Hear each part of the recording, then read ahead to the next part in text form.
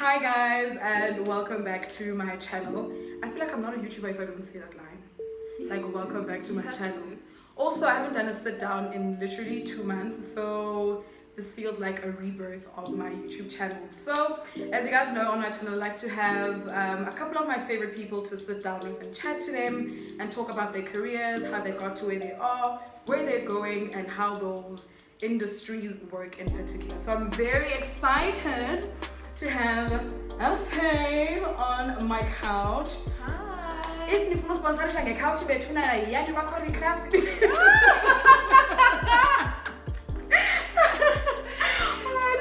So guys, please welcome onto my channel multi-award winning influencer, content creator, beauty vlogger, co-founder of Siyasizana Foundation, and overall fabulous queen, Mihlalii.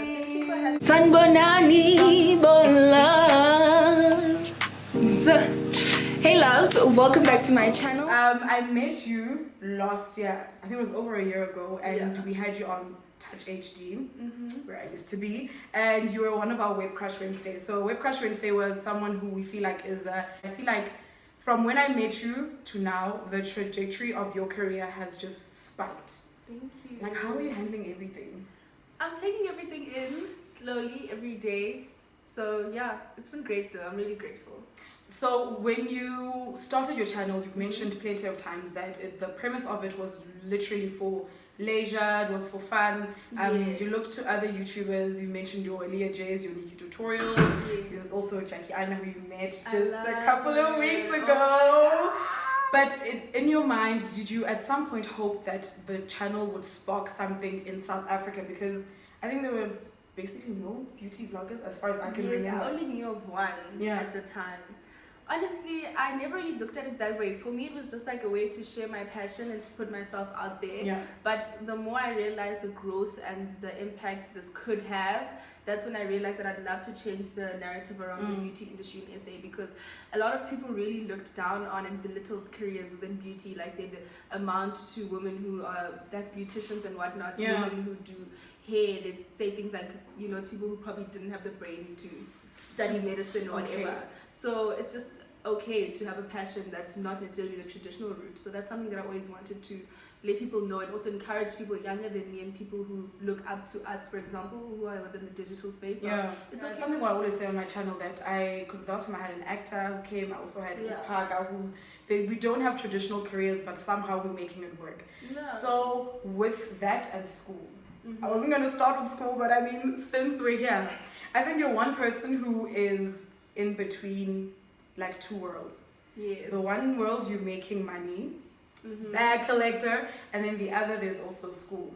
And I watched one of your vlogs where you were saying, Bana, you wouldn't encourage people to rush into making money as of yet, and you would probably encourage them to finish school. Why is that your stance now, considering the fact that we go to school because we want to get jobs and then we want to make money? Whereas when yes. So the reason why that's my stance, I think, because it's so difficult to take a seat back and focus on your books once you've figured out your career, you figured out what you may feel that is your purpose, what you're destined to do, and you're doing it without needing school. Like, I've been doing everything I'm doing without a degree. I haven't finished my degree.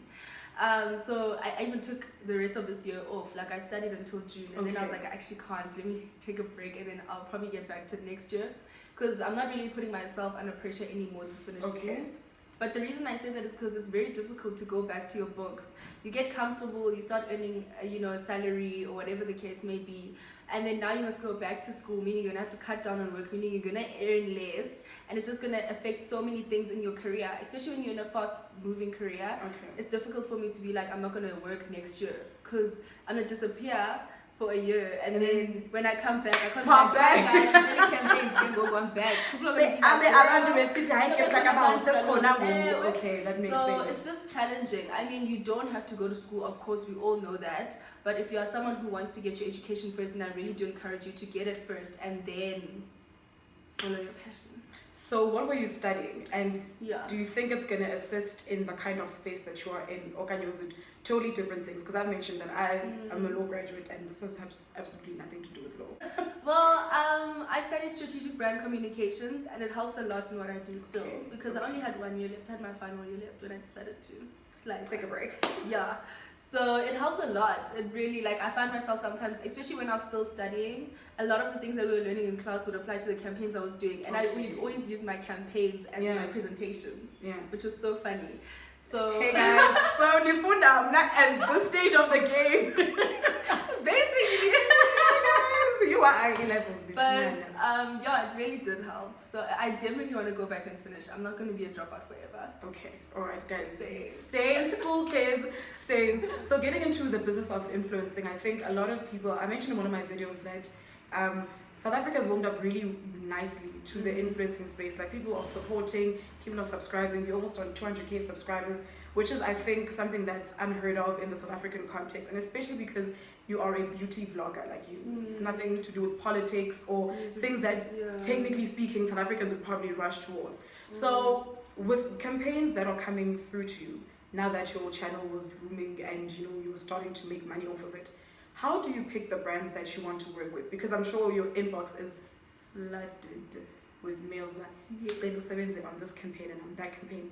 How do you then decide, okay, this is not for me and this is for me? Considering that most of them are probably beauty brands. I really just go with what I like. So if I like the brand, I like what they stand for, and I feel like it's in line with my brand, and I feel like it's something that my audience will also receive well, because it's very important to also put your audience in perspective when you're accepting a campaign deal. Like, I find it very difficult to sometimes agree to work with brands that are extremely expensive, because a lot of my audience is young to 25, 28 ladies. As much as I do have older ladies who support you, the majority of them. Majority of them is a very young crowd. So realistically, those people can't afford to spend a whole bunch of money on beauty products. They have other things to prioritize. So you just have to consider all those factors. And yeah, I just work with brands that I've either used and I enjoy, or brands that I've always aspired to work with, or brands that I feel strongly about. I don't work with any brand that I'm not interested in myself. In the beginning of your career though, did you work with a brand and then later on be like, I should not have done that? Like, yes. And whenever that happened, from the beginning, I used to doubt the partnership when they Okay. And it's not even a thing of it's not a relatable brand. It would be brands like a cellular network. Anyone can, you will know a lot of people use Vodacom, for example. And then something happens where, these brands that are like that are so used to working with artists or like celebrities, where they get a brief and they just put out the content and they have to pose, for example. Whereas with us, our content is a little bit more interactive. So they try to strip your creative freedom and it just doesn't work. So I didn't enjoy those kind of content. On that creative freedom thing, I see most of the time when like influencers start out, or people who aspire to be influencers, it's so easy to be caught up in the I'm getting this campaign, I'm getting that campaign, I'm getting this campaign, I'll just post on Instagram. Because sometimes I see people posting things and I'm like, this is definitely not aligned to what your bio even says. Like, which is not a problem, because everyone needs to collect a bag. But when do you start having a voice when it comes to working with campaigns? And are brands allowing you that freedom? I feel like you should have a voice from the beginning if you can. From the get-go. It's very important to be able to stand for your brand and say, but this is what I stand for, this is what I like, and this is what I'll be able to give you. So that even if you don't want to catch yourself in situations where when you're following someone and you're looking at their content. I mean, I've also seen that. Some people I follow, I'm looking at their content, I'm like, cringe, this has nothing to do with your brand or what you stand for. And then if you're someone who has a background on marketing and branding, you start thinking about other people that would align so well with this brand, not even myself. You know what I'm saying? I get it. I'm from exactly. This definitely would have gone with Lona. If I was a brand manager, I would have. But anyway, yeah, I think it's just important. Even if you feel like, I'm only on 5,000 subscribers, the fact that they approach you means that they want to work with you. So be very vocal about what you stand for from the get-go, so that you set that tone for the rest of your career. You don't want to be taken for a ride, and then once you feel like you have earned the position to be vocal about what you want, then they're going to be like, but we used to work with you and you were down for whatever. I don't want to say you are a guinea pig to a lot of what is going to come in terms of when we talk about the beauty industry in the country, especially because you're one of the few big influencers who started from being a normal person. Like, you're not a celebrity, you're literally just a student who decided to shoot videos. Yeah. What is it that you feel you want to change about the beauty industry, that the next person who comes after you is not going to have to go through what you've been going through or what you went through, even if it was the beginning of your career or now? Jeez, that's such a good question. I haven't had a lot of terrible experiences, hey? Okay. To be quite honest, I've been very fortunate. I think because when I first started doing this thing, a lot of brands were also still trying to figure out this influencer space. So there were a lot of times where I'd go into meetings and it would be a conversation of, what do you want? This is what we're trying to achieve. How can we achieve this together? Okay. So the brands that I've worked with, thank God, have always been very open to hearing what Mihlalii would like. But the one thing that I speak about now is being inclusive. There's a campaign that I recently shot with, I'm not going to mention the brand because it hasn't come out. And I was so happy to walk on set and I was like, not who's this in a way of who's this, but I was like, oh my gosh, she's beautiful. Who is she? Okay. Oh my gosh. Oh, I've never seen you before. I love that. Being on set with completely different people with different aesthetics, like, these new kids on the block who are like very high fashion, things that have not reached SA yet, you know? So I absolutely love seeing that on set. And I was like to the ladies on the brand managers of the brand, I was like, I really love how you guys picked completely different people. I didn't come on set and was like, oh my gosh, these are people that I've shot a campaign with already. So it's just nice to see that brands are trying to find new talent. And this obviously, I mean, some people might feel like, yo, this is going to take away from Tina. Again, we've been around for a while. Girl, like, I don't understand people have that mentality. Let other kids flourish as well. It's nice to see new faces. But is there enough room? Because we keep talking about this, but of lately the conversation, especially on social media, is YouTube is saturated. There's so many, beauty vloggers and bloggers now, and from someone who's actually inside, do you feel like there's enough seats on the table? Or can you seat is no wishful thinking, but there is a lot. I think there's a lot of room here. Okay. I think there's a lot of room. There's different markets, and I think everyone speaks to a different market and everyone has their own target market. So I think it's very important, especially if you're a brand that's trying to reach a mass market. You can't be working with people who speak to the same audience. Like, so I think on the campaign, we all speak to the same audience. Yeah. You need to be able to bring in people of different ages, people who look different, you know what I'm saying? Okay. So I think there's a lot of space. I mean, digital marketing has been around in the States for ages. Yeah. And if you go on YouTube, for example, how many beauty YouTubers are there?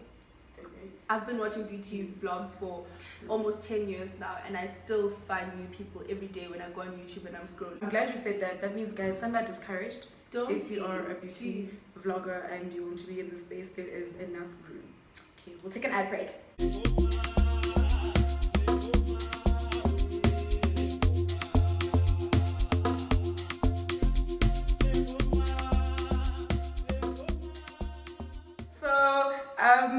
With things like Instagram and with YouTube and Facebook and Twitter, people choose what they want to show. But there is an element where we forget that after you post, you continue with life and you continue with business, especially.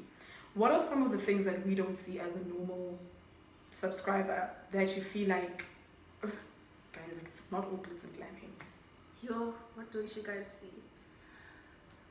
I think the shooting. First of all, I'll say is draggers video. Yay.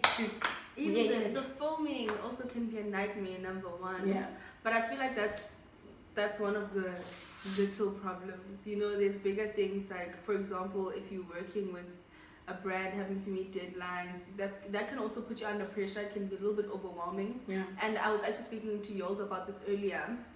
As much as we love the brand deals and it's great to obviously get money, we need to put food on our tables, we need to do this, we need to do that. But it's so much nicer filming a video that's not sponsored, just filming a video. Okay. Because you have time. If I'm not in the mood to film today, I can film tomorrow, even next week, and knowing that the video is going to be up. Whereas when you have deadlines to meet, you feel under pressure.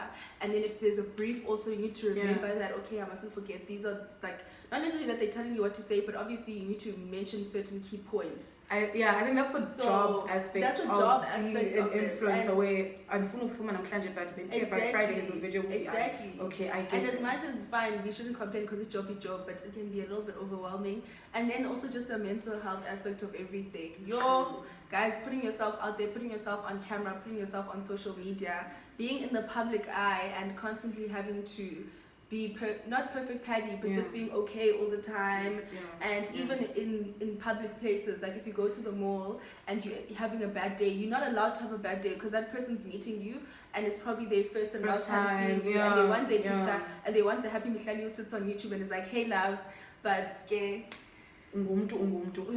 how do you get past that? I mean, they're like mental health is something that people have been talking about. How do you deal with that? Like practically speaking, but okay, I'm right now I need to deal. Like how do you do that? Guys, I've always been someone who's very unapologetic about taking time off when I need it. Okay. Like there was a time I disappeared off YouTube for 4 months. My subscribers were here, everyone was here, but I was like, you know what? DMs, Mom dance. I can't be filming videos right now, and I think it's very important to be able to do that. As much as fine, don't slack on your career and whatnot. Sure. Don't take advantage of the fact that there's people supporting you and they might be there when you come back. But when you feel like you need the time off, take the time off. And I think another thing that I'm learning to do now is to schedule my life properly, so that there's certain days when but today this is my day off. If I want to go to my nails, if I want to chill on the couch, I can do that. Okay. Like I'll have a production day, I have an admin day, I have a this day. Because before I used to my life was a mess. Like I used to just juggle, going about okay, if not film, if not you know. Or at the same time, scheduling your life properly and also prioritizing your downtime is also very important. So where do you source your inspiration when it comes to content? Because I think we were sharing when I was setting up, guys, in their content creation sometimes it's really, really hard. Yeah. Especially because you don't, like it's not every day that you want to shoot, it's not every day that you draw inspiration. And I think in our space it's even worse because it's fairly new. So you always have to be creative. Where do you go when you feel like okay, I'm down and out and I need someone to like give me that extra woman? Honestly, I source my inspiration from other people. So for example, before you start your channel, there's obviously people that you watch, that you look up to, people who are doing exceptionally well. So whenever I'm feeling demotivated or when I have a creative block, I literally go on YouTube to burning notifications on my own, going to under pressure, let me go film a video. Do you know what I'm saying? Okay. So I think just looking at the people that inspire you and maybe even your peers, like other YouTubers who are, sort of on the same level as you when you see other people pushing, often now so that sort of gives you that okay, on your mind. So yeah, I think that's where, and some people get the inspiration from praying. You can also do that, listen to gospel. I know, depending on your religious beliefs, of course. Yeah. Freshen up. To freshen up your short. There are, there's certain levels of achieving things. I think at you wanted a YouTube channel and you got a YouTube channel, it started booming, and then obviously that translated to Instagram, and that also, was booming. And I saw one of the videos, YouTube Black in Atlanta, where you were saying, there's certain things that you want to achieve. But I would be like,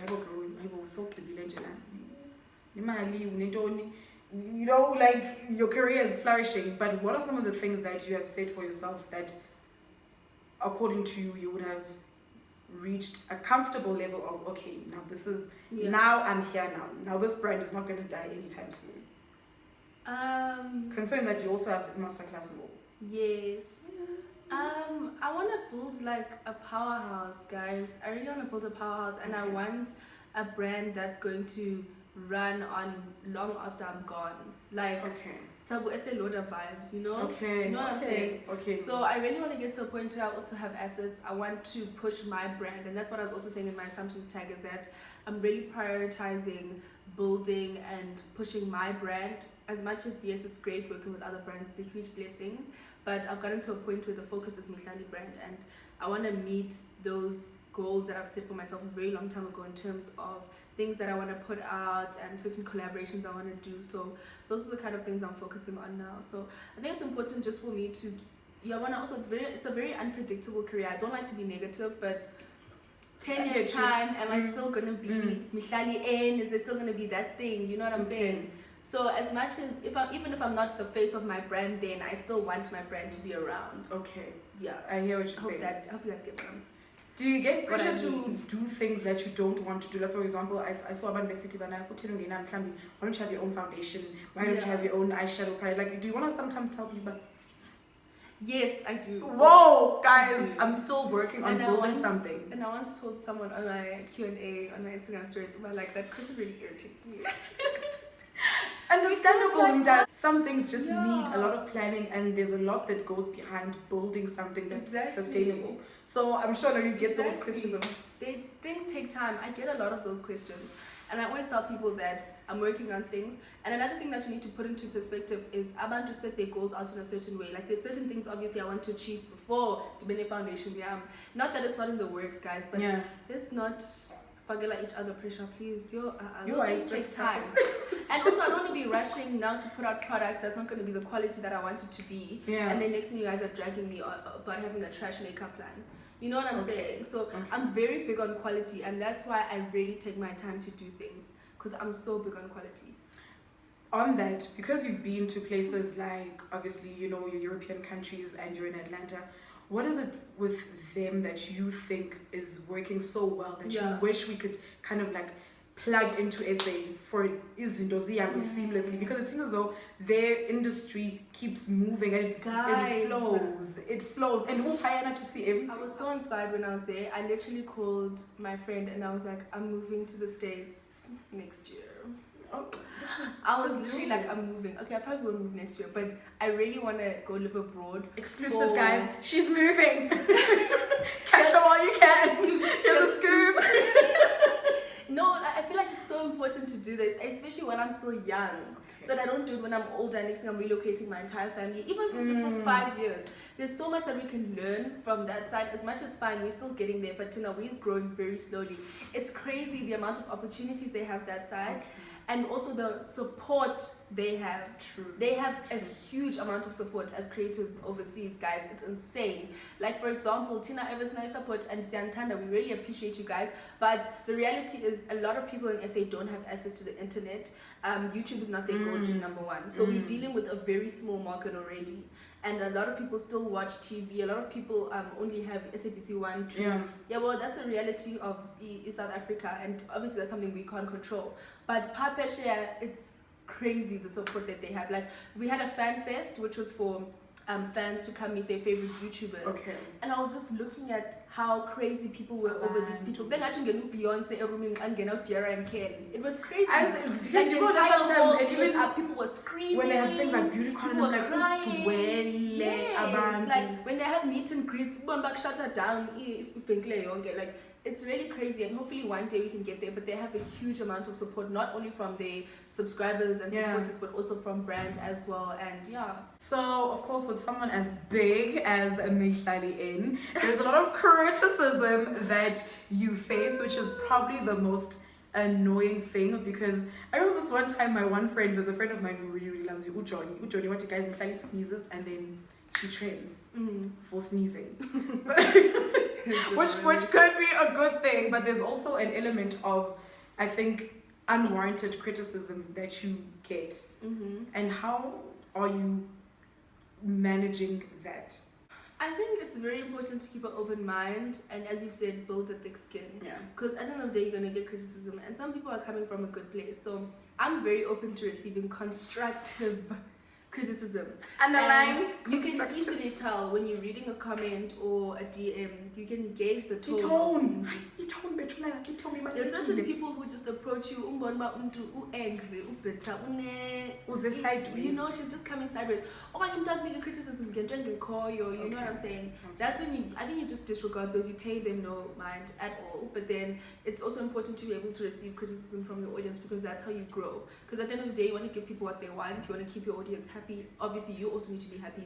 So I think we need to be a little bit more accepting of that kind of criticism. But in negativity, nah, guys, I don't mess around with that thing. Please don't bring it this way. Don't bring energy. Positive vibes. Bad energy, stay far away. Please, Yes, yes, bad I do feel in that, guys, bad vibes. And sometimes I'm about to out of nowhere, out of Uzpolele, guys, I'm literally trying to be problematic, and then you're being attacked, and then you're trending, and I'm like, oh my gosh. Why? What was the reason? Is Twitter a good platform for you? Do you like being on Twitter? Sometimes. The only thing I love about Twitter is that I can sit on Twitter and laugh because people just talk so much nonsense and they post like these cute funny videos and whatnot. But other than that, I feel like it's quite a toxic platform. Like it's hectic. I mean, people sit on their phones and they just feel like they can say anything. And they decide they're going to be mean. Like, why? At what stage did you find that this was something that was financially stable for you? Because I've mentioned many times that there are dry seasons for me. There are dry seasons for everyone. But at what point were you like, okay, I can carry over from this month, I can carry over to that month? How far into it? How far into did I realize that? I think probably a year ago. Like, it's been a year now where I'm like, okay, this is actually a career for me. I can earn a living off it and I can be comfortable as long as I plan my finances properly and I save and, you know, I don't overspend. Because obviously, as you said, there's dry seasons. Even for me now, there's dry seasons, you know. You never know when maybe the next 2 months you won't do well campaign-wise, for example. And then also YouTube AdSense money. Yes, it is a paycheck that comes in regularly, but it's not that big of a paycheck. Okay. So, yeah. Only recently. Well, it's been a year. I think just over a year also. That's a year and some change. That's fair enough. Because what I find is, I think there's a lot of impatience SNI because we already see people who are already living that life. So I'm gonna be like, yo, Jackie, I know, guys, and I feel like if I start a YouTube channel now and I post for 4 months, then get a deal. Guys, it doesn't work that way. And that's the one thing I always tell people, but trust me, we all find that I started in 2016. I was not being paid by brands. Brands were sending me things. Brands were asking me for content. I was happy to put out the content because they actually even recognized me. But I was not getting a paycheck.